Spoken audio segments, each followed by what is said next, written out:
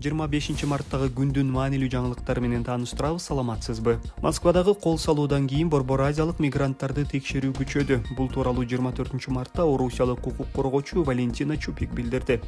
Акыркы 1,5 суткада 1018 кайрылуу келип түштү. Анын көбүндө мигранттар текшерүүлөр, мыйзамсыз камоолорго туш болгонун айтып жатышат. Полиция кызматкерлери тарабынан ур токмокко алынгандар, өлкөдөн чыгарылгандар да көп, деди укук коргоочу. Тажикстан, Өзбекстан жана Кыргызстандан барган мигранттарды тыкыр текшерүү күч алганын жергиликтүү укук коргоочу Азиза Абдирасулова да айтып чыкты. Ал кыргыз диаспорасындагыларга таянып, Москвада Борбор Азиялык мигранттардын арасында дүрбөлөң күчөгөнүн белгиледи. Буга чейин Борбор Азиядан барган мигранттар Орусиянын Шереметьев аэропортунда эч себепсиз кармалып жатканы тууралуу маалымат тараган. Ал эми Кыргызстандын Орусиядагы элчилиги мигранттар буга чейин Орусиянын миграциялык мыйзамын бузган үчүн кармалып жатканын билдирди. Элчиликтин маалыматына ылайык, алар жакынкы рейс менен Кыргызстанга жөнөтүлөт. 22-мартта Москванын четиндеги Крокус Сити Холл концерттик залында белгисиз куралчан топ тургундарга ок чыгарган. Кийин ал жерде өрт чыккан. Акыркы маалыматка ылайык, кандуу окуяда каза болгондордун саны 137ден ашкан.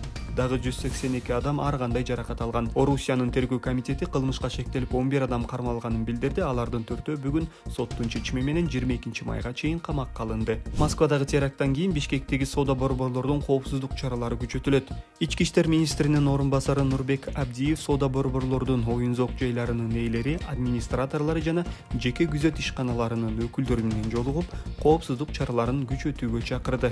Имаратка кирүү жана чыгуу режимин күчөтүү, видео байкот тутумун, аудио, видео жаздырууларды орнотуу, шектүү буюмдарды өз убагында аныктоо, кооптуу заттардын топтолгон жерлерин текшерүү, коопсуздук кызматкерлерин кылдат тандоо, соода жайларын ижарага берүү жөнүндө келишимге ал жерди текшерүү укугун берген бөлүмдү киргизүү. 25-мартта Бишкек асфальт сервис муниципалдык ишканасынын 50гө жакын кызматкери Бишкек шаарынын мэриясынын алдына айлык акыны көтөрүүнү талап кылып митингге чыгышты. Ишкананын кызматкери Элдосбек Турсункулов шаардын мэри Айбек Жунушалиев менен жолугушуу болгонун билдирди.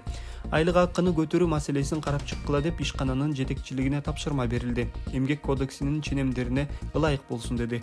Жетекчибиз буга чейин катардагы жумушчулар менен жолукпагандыктан түшүнбөстүктөр болуп келген экен. Мэр бардыгын түшүндүргөн соң тарадык, деди Турсункулов.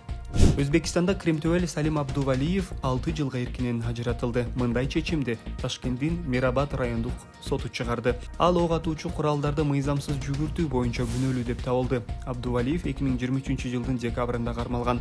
Анда Өзбек ички иштер министрлиги кылмыштуу топтун мүчөлөрүн кармоо боюнча жапырт рейд өткөргөн.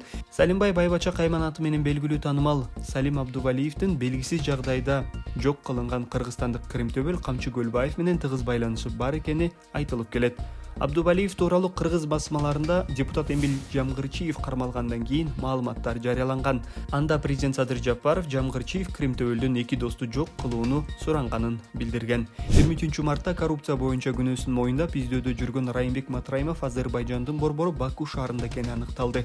УКМКны кармоо боюнча Азербайжанга кат жолдоду. Учурда азербайжандык кесиптештер аны кармоо жана Кыргызстанга экстрадициялоо маселесин иштеп чыгууда, ошондой эле ыкчам иш-чаралардын жүрүшүндө Матраимовдун Кыргызстандын жетекчилигине кол салууга даярданып жаткан Азербайжандан келген трансулуттук уюшкан кылмыштуу топ менен байланышы бар экени такталды, дешти Адайын кызматтан. Буга чейин УКМК Азербайжандан келген уюшкан кылмыштуу топтун 5 мүчөсүн кармаган. Алар өлкө башчысына кол салууну көздөшкөнү айтылган.